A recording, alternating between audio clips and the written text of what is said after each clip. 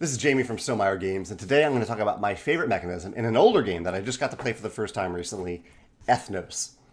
Ethnos is a very streamlined game. It feels a little bit like Ticket to Ride, in that on your turn you are gaining a card from the card row. Here's the card row right here, or a card from the top of the deck and adding it to your hand, or you are playing a set of cards from your hand to do some things related to area control and some additional bonuses on the card. So very simple, very quick turns that you're taking in Ethnos. But the decision points are still really interesting. Which card do you gain into your hand, and when do you play your cards? And those decision points I find particularly interesting because when you do choose to play cards from your hand, and I'll explain how that works in a second, but any cards that aren't in the band of cards that you play or the set of cards that you play get returned to the face-up market of cards here.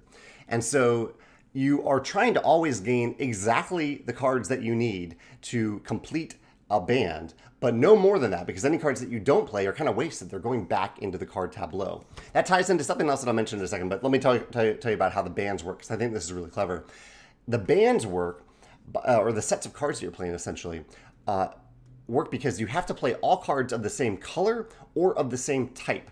And so here I have two gray cards. They both happen to be wizards, but I could add another gray card to this band, even if it isn't a wizard. They're all gray, so that's okay. And the top card is the card that determines the color and the faction of that band. And so it's a really neat system where all the cards in the band matter for quantity, and for even being able to place them in the set. But the top card itself matters the most because that's the card that determines the color, and the color corresponds to the area of the board where you're fighting over area control, and it determines the special ability that you'll get based on the cards that you played. So in this case, the wizard says when you play a band of wizards, you draw X cards afterward. And you get to keep them in your hand. So you get to immediately refresh your your hand based on the number of cards that you played. Every faction is completely asymmetric in this game. And you're not playing as a faction, you're gaining all these cards throughout the game, but the combination of factions in each game is asymmetric, is unique. And I think that's really, really clever. Back to this other element of the game though, this card row. It's tied to the end of each round in the game, which is at the bottom of the deck of cards are 3 dragon cards that are shuffled in there.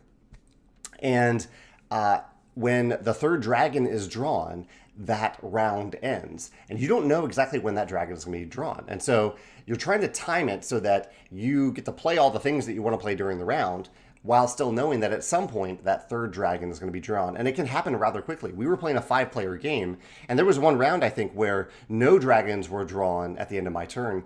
And then between my turn and the next turn, at least 2, maybe even all 3 dragons were drawn during that time. And the round was over. I didn't get to play any more cards. But it had this push your luck feel. It reminded me a lot of Raw. It had this push of your luck feel where you're trying to decide really how long do you hold out. And it also determines when do you draw cards from the top of the deck instead of taking face-up cards in the card row. These cards are only refilled if a player plays cards from their hand and has excess cards that go into this card row. And so you're never automatically refilling it. And so later in each round, it gives you kind of a feel of, do I play some cards right now to get them out of my hand? Do I draw cards from the top of the deck and risk drawing a dragon? Or do I try to draw cards from this face-up tableau to continue the round, to make sure the round doesn't actually progress by having to draw a dragon? Lots of nice tension, especially near the end of each round in Ethnos. And yeah, I should reiterate, I really admire how unique each of these different factions are. Like the giant cards come with this big tile that you pass around the table if you have the biggest giant, if you've played the biggest band of giants over the course of the round. Orcs have this other mechanism. Here, there's the elf mechanism. Elves are kind of immortal and eternal, and so when you play some elves, they let you keep cards in your hand instead of discarding them. And yeah, I don't know. It makes me want to play Ethnos multiple times with different combinations, and I really look forward to playing it again. If you have any thoughts on Ethnos, on these mechanisms, or if these mechanisms remind you of another game, let me know what your thoughts in the comments below. Thanks.